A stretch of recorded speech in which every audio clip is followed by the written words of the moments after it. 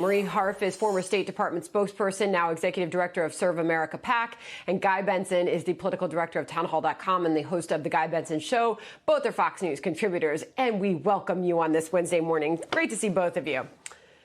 Hey, Sandra. You too. So, Marie, I'll start with you first. This is obviously going to be a delicate balance that we all acknowledge. We've all tried to do our part, and now we're all going to be a part of these economies returning. We are going to have to simply watch and see for a bit, but your thoughts this morning as governors are now taking these steps to get their economies back open? The best steps I've seen governors taking have been plans that start reopening things slowly, in stages, but also have a bit of flexibility built into them. Because if we start reopening restaurants and it turns out that people aren't able to social distance, that we see spikes in coronavirus cases again, then these states have to be flexible enough to say, okay, maybe we need to retool what we're doing.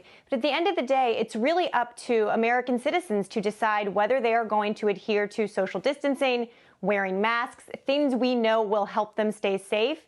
And of course, if they feel comfortable going out in the first place. People vote with their feet. And even as restaurants start to reopen, we're seeing stories from a number of places that people just are not comfortable yet going out and actually doing some of these things. That will only come, I think, with more time and more testing and, of course, ultimately a vaccine. But that's a long way away. And Guy, in the case of the governor of New Jersey, Phil Murphy, he says we will not be able to fully reopen until there's a vaccine. Listen. Until either a proven vaccine is in our midst or proven therapeutics are widely available, we cannot firmly enter the new normal, which eventually awaits us, when life will once again return to all of our workplaces, downtowns, and main streets. Well, Guy, there's a problem. We don't really know exactly when a vaccine may be coming. That's right. Although there have been some very positive developments on that front, even just this week announced from Moderna. So I think a lot of people are optimistic and are hopeful. I think it's right that we won't go back to completely 100% pre-coronavirus normal for some time until we get a cure, an effective therapy, a vaccine. But we will have to get a lot closer to normal than we have been for the last number of weeks and months, because that isn't sustainable. So I agree with almost everything that Marie said. I would just also point out that the original justification for and rationale for flattening the curve that we were told was to try to make sure that our healthcare system, hospitals, et cetera, didn't get overrun and overwhelmed. We have, thank God, so far succeeded on that front. That counts for something. That's actually a real achievement when you look at some of the horrible things that have befallen areas of Italy. Now we're starting to see really scary things happening in Brazil. We've managed to avoid that here. So then it becomes, okay, what do we do next? Do we keep our distance? Do we wash our hands? Do we make sure that we're being smart while trying to put as many people back to work as soon as possible, but also as safely as possible?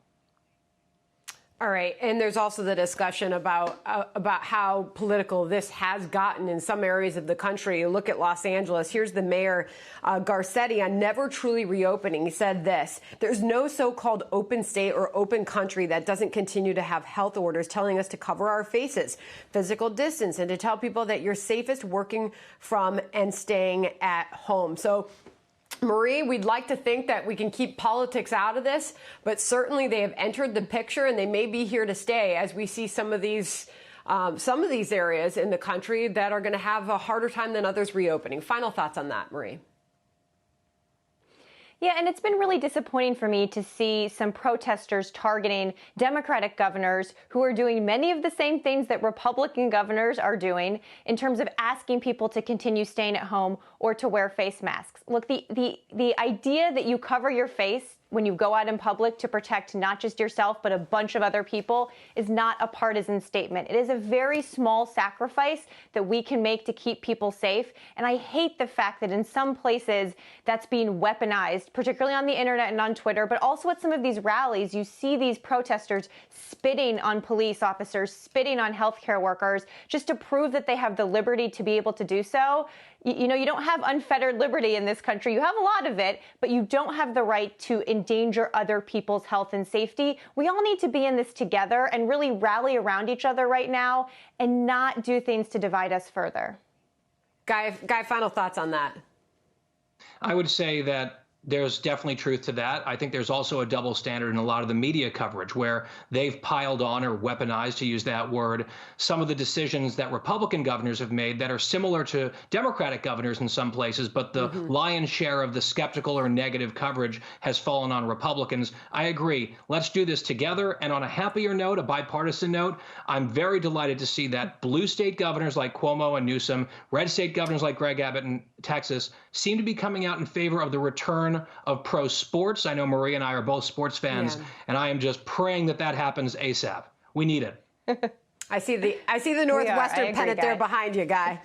Yeah, it's very subtle. Well, we'd all like to see the return of sports. Okay, so want to transition here to 2020. Joe Biden, the allegations against him. The RNC is targeting Joe Biden and the University of Delaware with this new political ad. This is RNC spokesman Rick Gorka.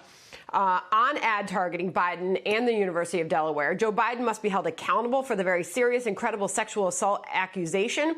The documents housed at the University of Delaware are very documents that the Bidens reviewed just before he launched his latest presidential campaign. Must be made available to investigators, the media, and the public. You agree with that, Marie?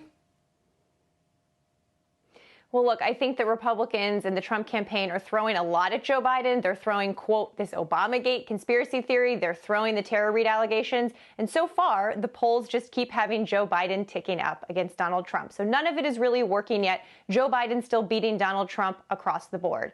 And I think it is fairly rich coming from supporters of Donald Trump to be arguing for transparency. I would love to have many documents related to the dozen of sexual assault allegations that Donald Trump himself faces.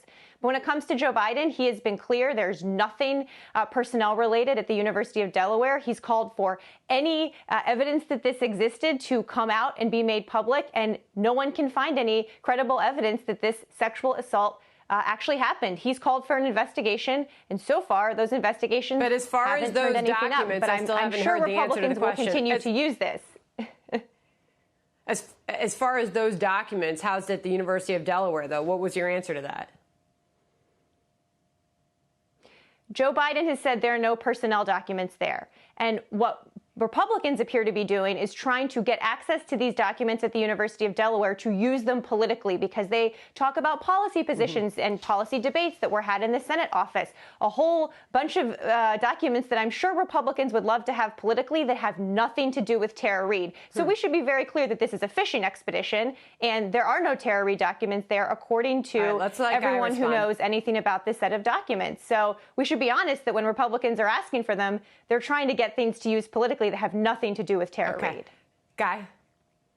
Well, I don't necessarily take Joe Biden at his word that these documents don't exist at the University of Delaware. Maybe they don't, maybe they do. I think that the Trump campaign would say, well, what Democrats want with President Trump's tax returns is a fishing expedition, and round we go. I wish everyone would be more transparent when it comes to these documents. I would just say this.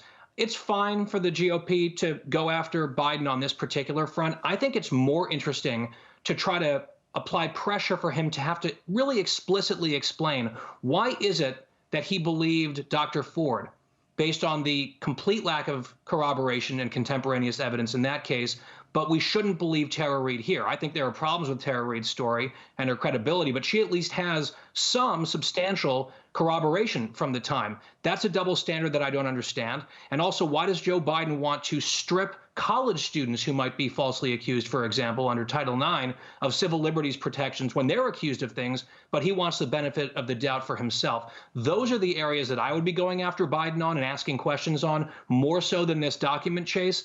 But it's something that they can latch onto, and they can cry hypocrisy because of the Democrats and the tax returns. So here we are. Very interesting debate. Thanks to both of you for being here. Guy, Marie, thank you. Sure. Thanks, Ed.